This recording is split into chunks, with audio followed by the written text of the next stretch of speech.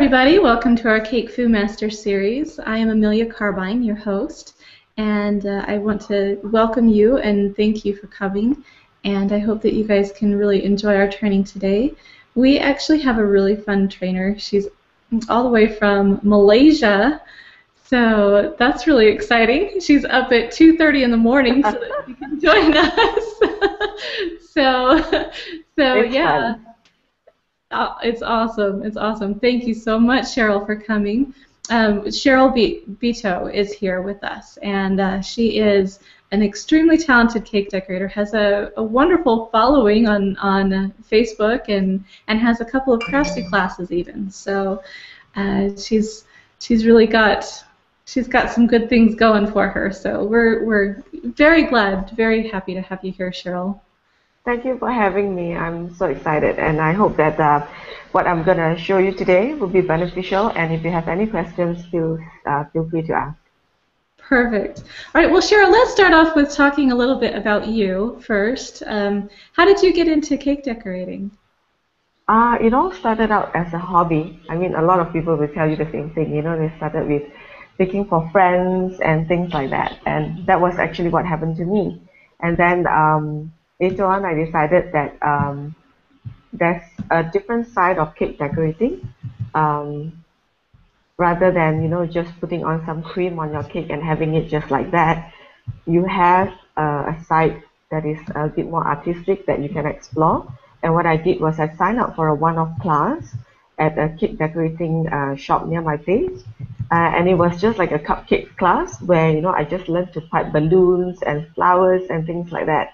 But I was really hooked, and then from then on, I started to explore more. I started to buy a lot of cake decorating books, online forums, and Facebook pages of everyone from around the world. I kept following, and then I expanded from there. Awesome. That is, you know, that I think a lot of people start that way, and there's nothing wrong with that. It's perfect. Yep. Well, we're glad that you did get started and that you're here. So, okay. So let's talk about how you got involved with Craftsy. Did you fly in from Malaysia to do a Craftsy class in Denver? Oh yeah, it took me like 2 days to get from Malaysia to Denver. Holy cow!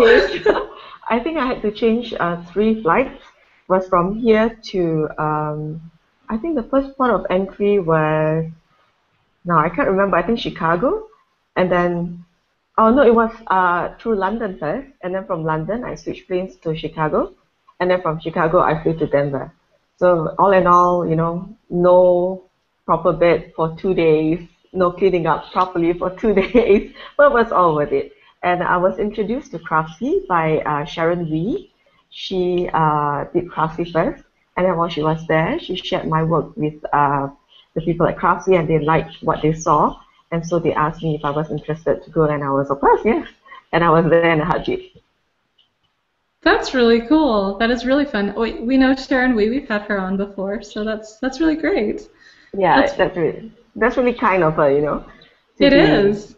Sharing other people's work and then giving opportunity for me to expand more on what I'm doing right now. That's great. Well, congratulations on the Craftsy classes. That's really Thank really you. Cool.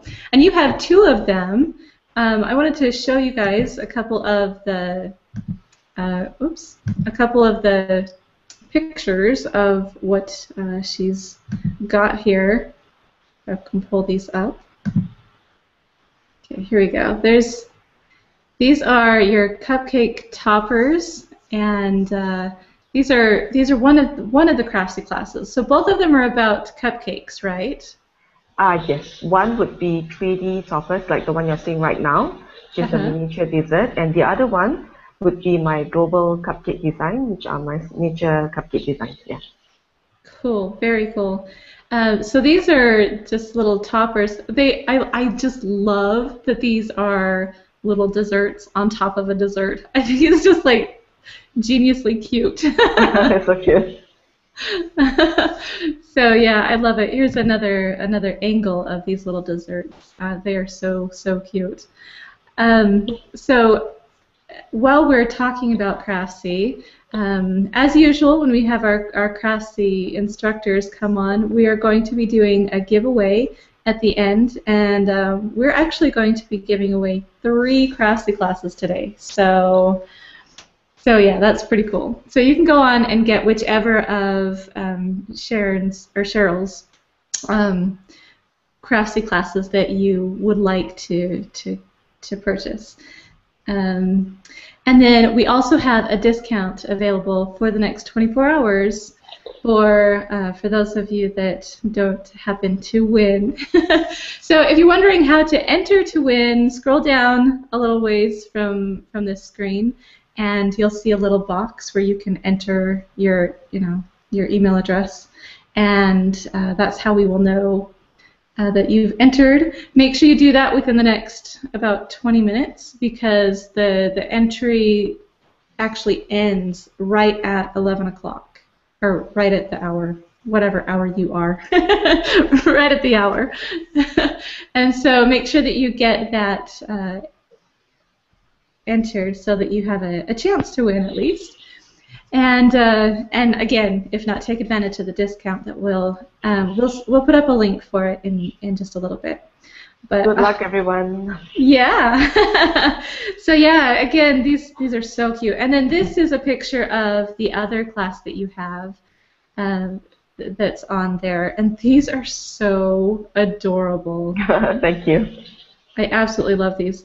And you have not just like a bride and groom graduation, you have all different nationalities and things like that.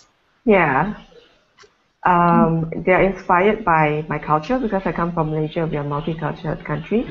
So from then on, I started with my Chinese bride and groom, and then it moved on to the Indian bride, Malay bride and groom. And it's just endless. And I plan to make more from different countries as well in the future. Awesome. That is so cool. All right, well, we're going to jump right into the training and let Sheryl tell us a little bit about what she's going to teach us today. And yeah, we'll go ahead and move on with that. Okay, right. Sorry. Oh, you're fine. You're totally fine. Yeah? I can zoom in right now? Yep, you can zoom in now. Okay. I hope you guys can see what I'm going to do right now. So I've already prepared a cupcake that I've covered with a base of fondant. So it could be any color you want, textured or not, it's totally up to you. So I've done this earlier, so this is not a vital part of the training, but I'm just showing you that I have this ready. And what we're going to do will be a slice of cake on on a plate. So I've already prepared this earlier on, but I'm going to show you how I do this step by step. But for the plate, it's essential that I do it a bit earlier so that it's dry and it's easier to handle. But I'm going to show you right now how I prepare the plate. So let's start with that. Perfect. So you're going to need a little bit of white fondant. So it's best that you add a little bit of Tylose or CMC powder to your fondant so that it helps to hold its shape while you're working with it. Okay. So just pinch a little bit like that.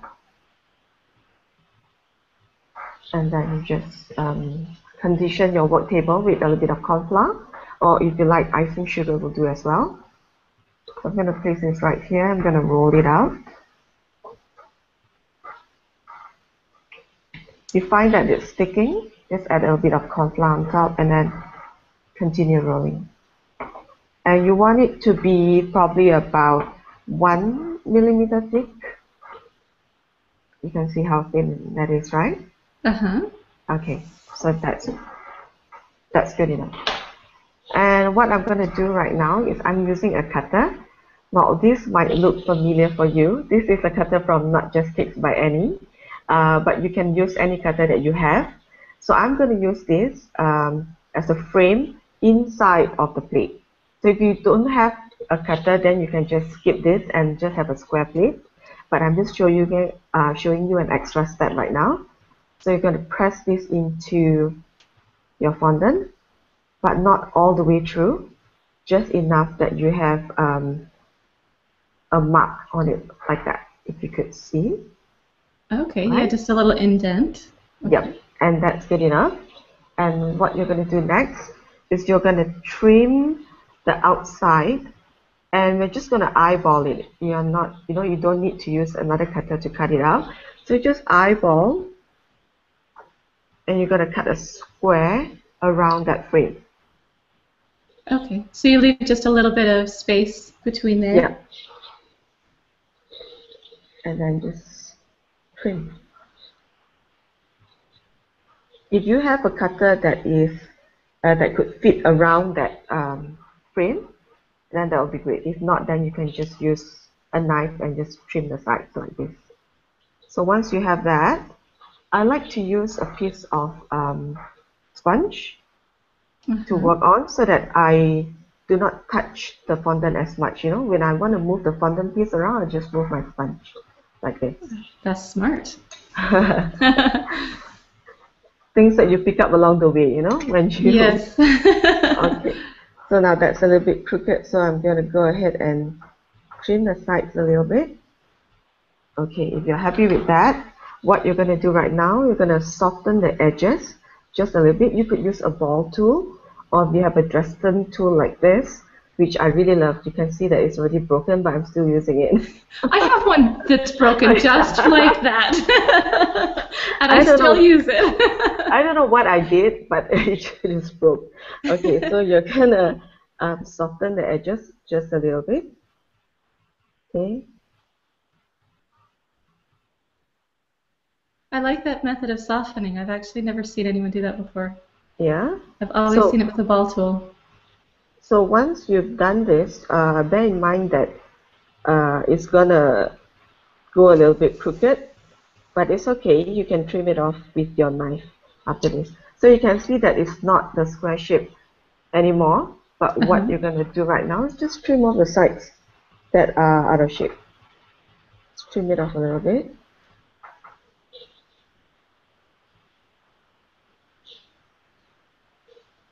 Right, just like that.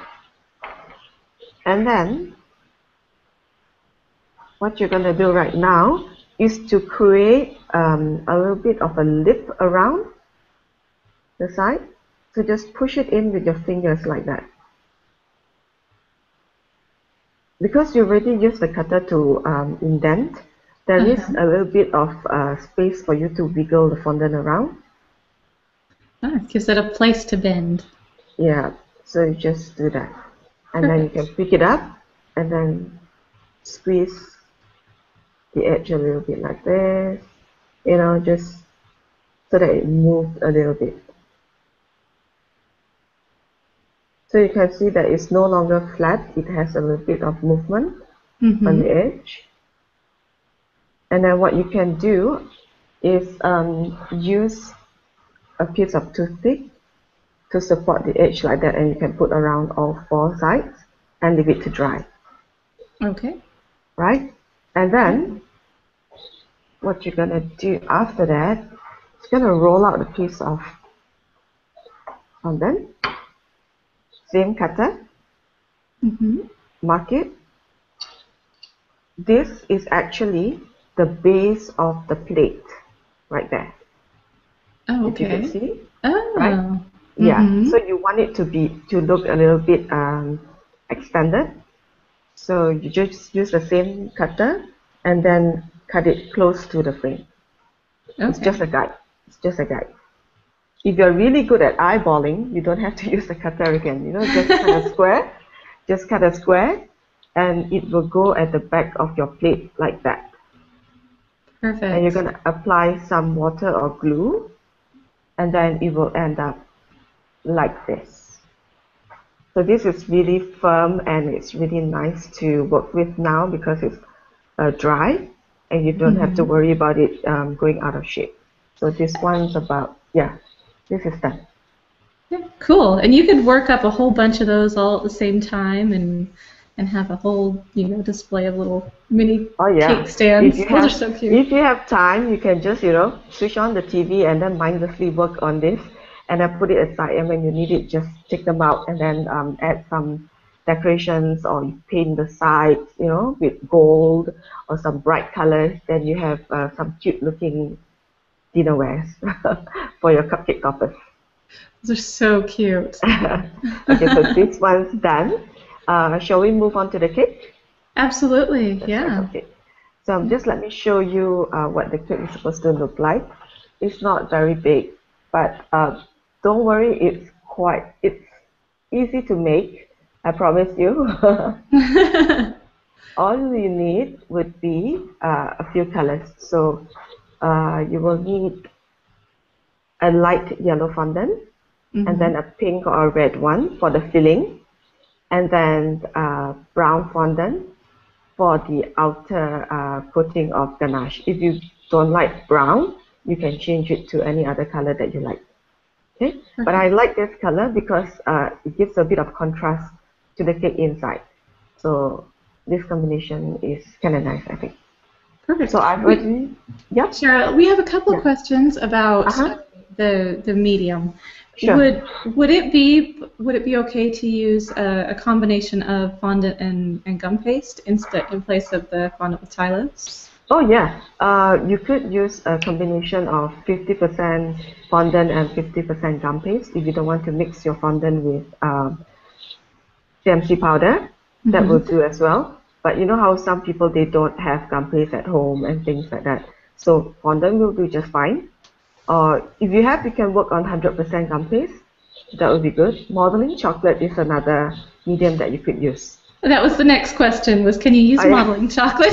Oh yeah, totally. Modeling chocolate. But because our figurine is so small, you can get away with any medium that you like. Perfect. Perfect. Yeah, with the modeling chocolate, you know, I'm sure that people that have worked with modeling chocolate and would want to use it would know that you have to work quickly. And if it starts to melt, walk away from it for a few minutes, come back and keep working on it. Exactly. Yeah. But cool. Okay, go ahead. Okay, so I have already rolled out a piece of the light yellow fondant. So you want it probably about 3 to 4 millimeters thick, like that. Depends on how generous you want your cake slice to be. If you want it to be taller, higher, then you roll out your fondant a little bit thicker. Right? So then I'm gonna condition my work table with a little bit of corn flour, like that. Okay, what I'm gonna use right here is actually a teardrop cutter. Oh, cool. See that? I think maybe some of you have triangle cutters, but I think most of you would have teardrop cutters. If you like to make flowers and things like that, you probably would already have a teardrop cutter. So I'm going to use this. I'm going to cut 2 pieces out. One here. So with small cutters like this, it's quite tricky to get them out. So what I normally do is I flip them to the other side and push it down the other way. I find that it's a bit easier. And then you cut out another piece, right? And push it out like that.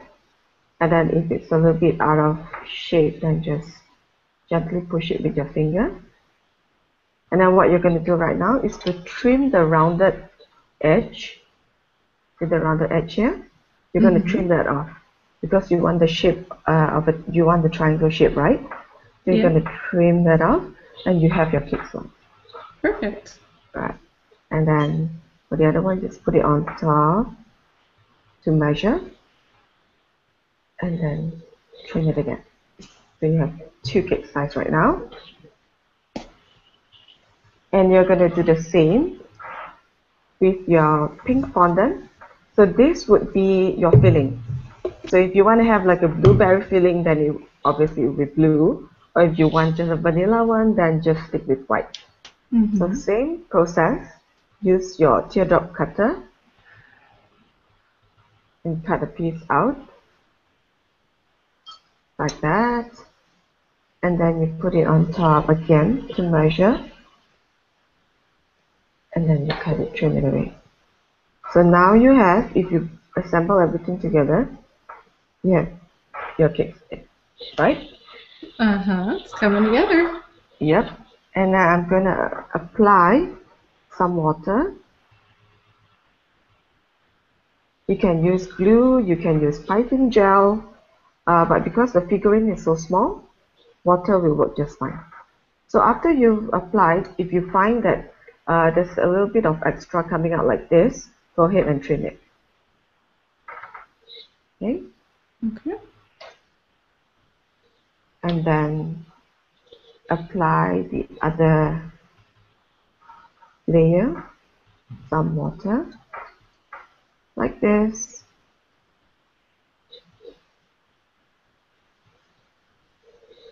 And then you have your cake slice, which looks like a sandwich at this point. But don't worry, we're going to add some detail. We're going to add some detail. So what you're going to do is you're going to use a toothpick. Or if you have anything, you have a pointy tool, you can use that as well. But I think toothpick works really well. So what you're going to do right now is to add some texture to the cake layer. So you use the toothpick and just poke some holes. And continue poking. So what you do, wait, can you see, do you think? Yeah, it makes it give that, the crummy look that the cake has. So that it has like, some texture to your cake. Or else it would look like 2 blocks of cheese attached to a piece of ham. Okay. So you just do that randomly. It doesn't have to be neat. And if you can, what you do is, drag a little bit of that cake down and push it back in so that it looks a little bit natural, right? Yeah.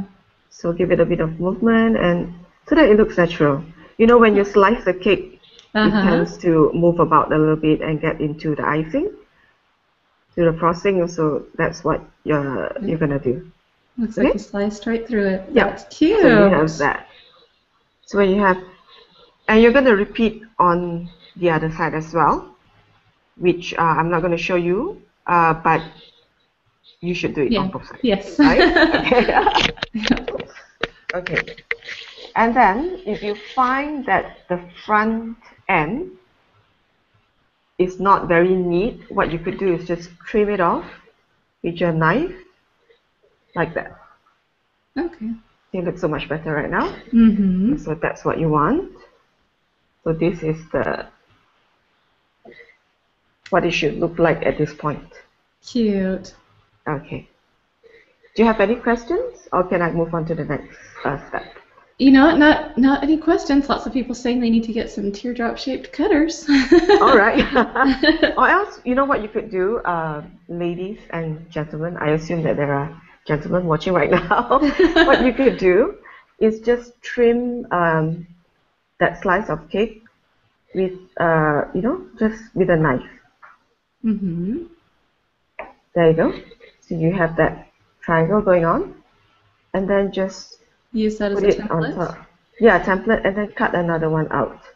So it doesn't have to be an exact size that I've used with the teardrop cutter. It could be any size that you want. Probably you want to make your slice of cake bigger and things like that. Another alternative is for you to cut out draw the triangle on a piece of cardboard and then cut it out and use that as a template. You could do that. The reason why I use a teardrop cutter is that sometimes you need to make quite a few of these. Yeah, it would be so much faster. Yeah, a cutter makes everything much more productive. Right? Okay. So now I suppose we could move on to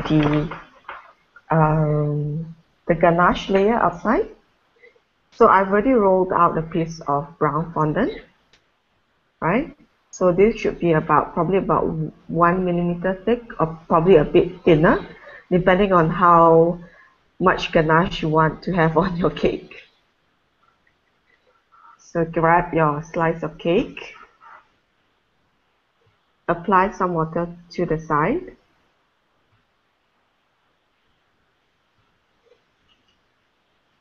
okay, make sure you have the sides covered well, and then on top as well. All right, so you're doing the back side of the cake and then the top. Yep. Okay. So you are going to place it on top of that brown fondant. So you're going to do that. Okay, let me position it in a way that you'll be able to see. Trim off the sides.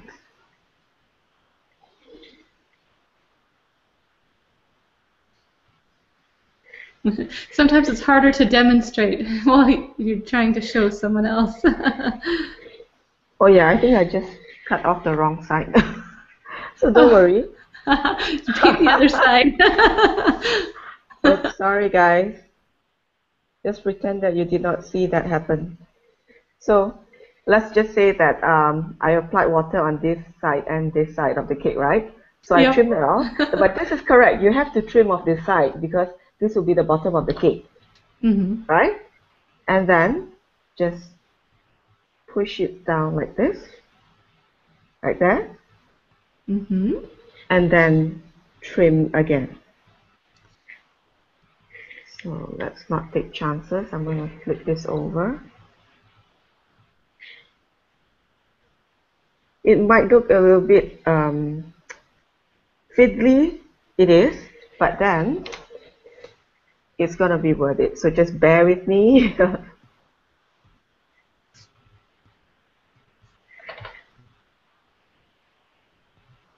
So we actually have a question about your fondant. Sure. Somebody is asking what brand of fondant you use. Oh, I use, because I'm in Malaysia and we have quite a limited choice of fondant that we can get our hands on. So I'm using satin ice and Bagel's satin ice. Okay. Right. Perfect. They just said it cuts so smoothly, and they were very impressed. Oh, that's because I think I rolled it out for a bit and aired it so that, you know, it's a little bit dry and easier to work with, and also taking into consideration that I added some CMC powder, so that helps. So you have that slice of cake already covered in your ganache, like that. Oops. Very cute. I love that. Okay, you have this done. So what you're going to do next, okay, you're going to place it on your sponge. We are going to, okay, I'm going to put this right next so that you can see. We're going to do this little fluff of cream on top. Okay, you can actually use a little bit of buttercream. Just put it in a small bag with your star tip, those little mini star tip, and then just put your buttercream on top. Or, like what I did today, was I pinched out a really tiny amount of white. See how tiny that is? Really tiny piece of white. And you're gonna use your tool, something just to add texture around the sides so that it looks like it's being piped out. Okay. I'm sorry if you can't see this clearly, guys, but I think you get the idea.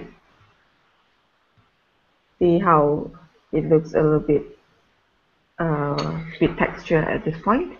And then you dab a little bit of water on top of your cake and then place it on top like that. Right? Very cute. So, and then finally, this is optional.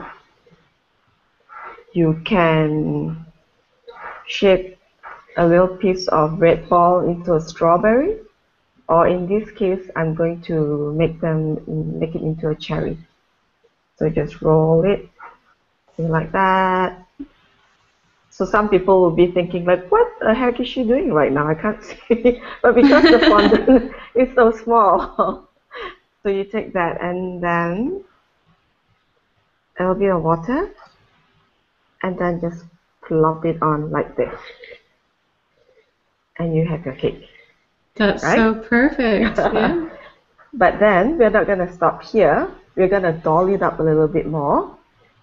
So your cupcake you'll need your cupcake right now. Okay. A question really fast about the cupcake. Yep. How do you adhere your fondant? Oh, I normally, because the cake comes with a layer of frosting on top, so either ganache or buttercream. And then, sorry, your question was for this piece of topper or for Yeah, for the fondant, yeah. For the fondant, this one. After you've applied your buttercream, immediately put the fondant on top because the buttercream is still moist, so you can do that. Or if you choose to use ganache, you know how ganache dries out, right? So just brush on some water, sugar syrup, or piping gel will do the trick as well. Okay, perfect. Okay, so once that's done, remember that little plate that we did earlier on? So we're going to apply some water to the bag, like this. Put it on, position it in the middle, and then take your cake slice, apply some water as well, and then we're going to put it on top like this, right? And then use a little bit of piping gel, and this is how we add the shine to the cherry. Oh, clever. And then to the ganache. You just be careful not to paint the whole cake. You just want parts that are glistening to be applied with the piping gel. If you don't have piping gel, you could work with vegetable oil as well.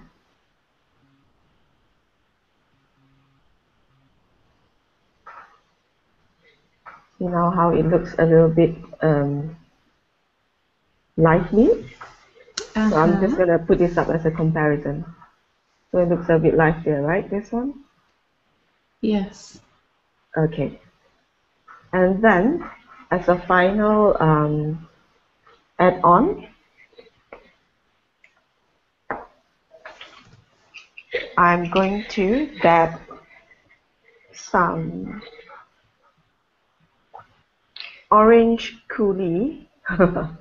It's actually it's just actually your Wilton gel color. So you're gonna dip your brush inside, okay, and then just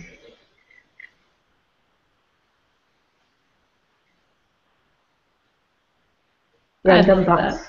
I love that. And then, because we're fancy like that, we're gonna have some strawberry coulis as well. So that will be your red fondant. Sorry, your red ink, your red gel color. Careful not to apply too much.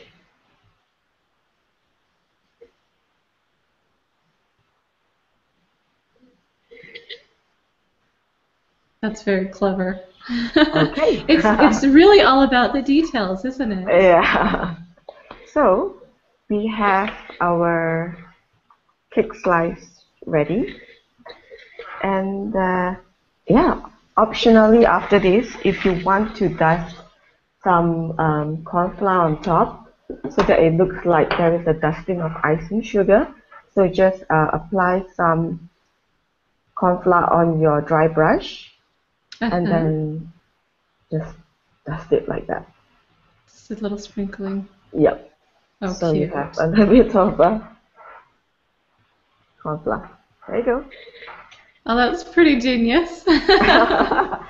Okay, and then we're all done for this part. That is so cute. And these are all things that you you teach basically this in your Craftsy class along with all of the other little things, all the other little desserts. Let me pull those up again. Let me pull those up again so that you guys can see them. They are so cute. Okay, give me a moment. I'll be back very shortly. Yeah. Okay, so if you guys can see, there we go. Looks a little key lime pie. How adorable is that? And a jelly roll, and you've got your ombre cake, and she's even got some macaroons, some French macaroons there. So I mean, they're just adorable. And all on little dessert plates and everything. It's really all about the details with these, and they're so adorable. So I think this is definitely a Craftsy class worth getting. they're just so cute. And you know, this would be so fun for any kind of party, really. I mean, but especially I can imagine, you know, a little girl's tea party, or you know, some kind of a, I don't know, just some kind of a little get together. I think these would be so adorable. And, I love how in the background you can actually see the slice of cake, the actual slice of cake that's, you know, mimicking and then the mini-me is up front. Yep. Love it. I absolutely love it. Yeah. Well, thank you so much for showing this to us. And you also, because it's a cupcake class, Sheryl has shared a recipe with us. So we're going to go through these real fast. And again, this is her other cupcake class on Craftsy. Tiny toppers, I guess, is what global tiny toppers. But we have a recipe today. Yay! We haven't done a recipe for a while. So, all right. Okay, so it is a chocolate rum wolfberry cupcake. Sounds really, really good. So can you explain what a wolfberry is? Because some people may not know what they are. Oh yeah. Over this part of the world, in Asia, the Chinese call it gezi. So apparently, this is kind of it's categorized as a herb. For Asians, right? So it's actually good for your eyes. So it's otherwise known as wolfberries, or also as goji berries, if you heard them. Mm-hmm. Right. So and then normally they're used for like making herbal soup and things like that. But of late, people have been really creative, and they've been adding it to their dessert. And so I thought it would be like something new for us to try out. And I actually tried it, and it tasted quite good. Very cool. Very, very cool. I've actually never had a wolfberry or goji berry. I've never actually had it, so this would be a new adventure for me. I'm excited to try it out. And you can't go wrong with chocolate rum with it too, because I don't know. If you don't want to, like maybe if you feel that you don't want to add the rum, then just soak the wolfberries in water. Then that will be as well. Oh, okay. All right. I love the rum flavor, but I mean, even a rum extract would probably give it a little bit of that rum flavor. All right. So basically, we don't worry about frantically writing this down. I will put it up on the website. It will be up today on CakeFu.com. So you can go over there and get the recipe. So yeah, like Sheryl said, you soak the berries in rum or water, and then you go ahead and drain it, right? But don't throw the rum away, because we're gonna use it in the batter. Oh, okay, cool. And then one thing on here that is a recipe ingredient is castor sugar. I know that a lot of there's actually already a question. What is castor sugar? In the U.S. we do not call it castor sugar. It's basically just a superfine sugar. It's not powdered sugar. No. But it's not your regular sugar. But I think you can substitute just a regular sugar. I think they're called fine granulated sugar. I think that's what you call it over there. Yeah. So basically, you could just use your regular white sugar that you're used to using for doing your cakes. Yeah, exactly. And that works just fine. Because this recipe, you melt everything together, so it doesn't really matter if you use fine sugar or just your normal kind of sugar. Okay, perfect. All right, and then you shared a chocolate cream cheese ice frosting recipe. So that's goes really well with this cupcakes. Seriously. That sounds. You know what? Any kind of cream cheese frosting, you got me a cream cheese. That's my thing. Yep. Okay. Let's see. So basically, oops, I moved back. There we go. Let's go back. There we go. So butter, cream cheese, icing sugar, which confectioner's sugar or powdered sugar, and then cocoa powder. So it's a really basic, simple recipe, but oh, yum yum. I'm really excited to try this. I think that'll be really fun. So, okay, I wanted to talk about your Craftsy class again and do our giveaway. But first, I guess we need to do. A few more questions. We've had a few more questions pop up. Okay, so the first one is not exactly a question, more of a statement and a request from you. Someone said that you should come to the U.S. and teach classes here. I'd love to. Yeah, they said they love the Craftsy classes, but it's so much fun to have them live. So maybe someday in the future you can do that. Oh yeah, I'd love to. Keep in touch. Send me an email and we'll see if I'll be able to get over to the US. Perfect. Yep, that's perfect. So I think that pretty much any cake decorating instructor would travel and come and teach, as long as you line up the class, the students and all that, arrange it. All good, right? Yeah. Okay, someone asked, is there Tylose in anything besides the plate? Yes, there is a bit of Tylose in the cake layer, except for the ganache on the outer layer, because you want that to be soft and easy to pliable when you apply it on your cake slice. So yeah, other than that, the rest I'll just add a tiny pinch of Tylose. Perfect. Okay, and where do you buy your cupcake little cases from? These? Yeah, she said that she can't seem to find any of those kind in the UK. Because where I am, this is quite common. You can get this. The reason why I use this brand is actually called Genpak. Genpak, and they are called souffle cups actually. If you go to like certain fast food chains, I think this is what they use to put your ketchup on, right? Have you seen those? Oh yeah, I've seen those. Yeah. Yeah, I think that's the one, but this is like on a larger scale. The reason why I use this is because when I bake my cupcakes, I could bake like many in one go, and I just put them on the tray, and I could line like 25 on the tray, and I've just put it in my oven. If I use the normal casing, the type that you use in a muffin tray, then you could only bake like 12 in one go. So that's actually why I use this.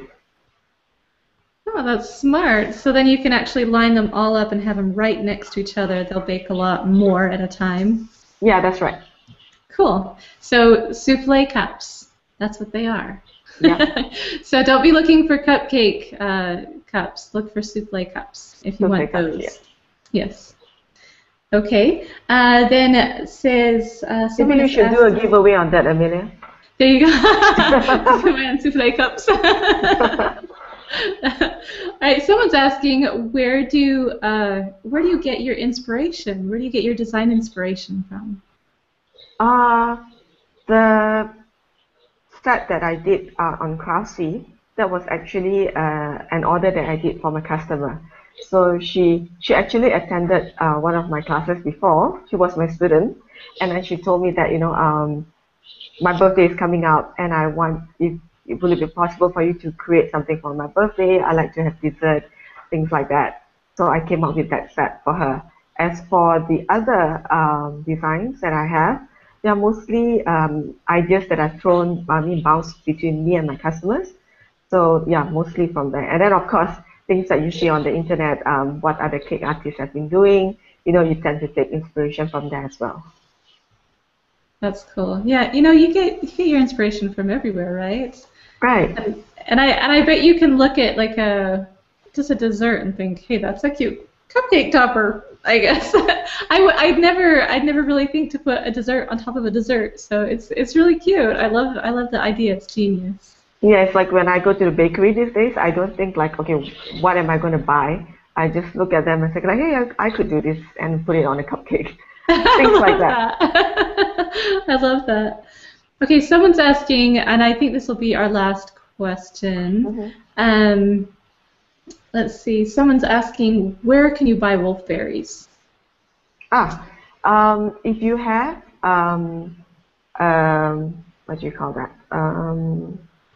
Chinatown in your area, I'm sure they have that. Or else you could go to your Chinese medical hall where they sell all the herbs and things like that. I'm sure you could get them. And I think, if I'm not mistaken, lately you can find them in health stores. Oh, okay. Yeah. So, like I'm guessing that you could probably find them in, like a health food store, or like a natural type store, or an Asian market kind of thing, like an Asian based store. That's so, right. or you could buy them online. I know they have them online. You can order them. So, and they are dry. They're like raisins, kind of a thing.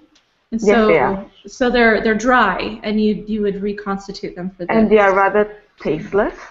So are they? it's not, they're not like raisins where they're sweet and sour. They're kind of tasteless. Yeah. Oh, okay. But they're good for you, right? They're good for your eyes, especially if you'll be making small cupcakes like this. They're good for your eyes. Yes. Yes. With us cake decorators, when we get to that, little detail work, boy, I know I strain my eyes sometimes. I've actually pulled out my old lady glasses a few times. Yep.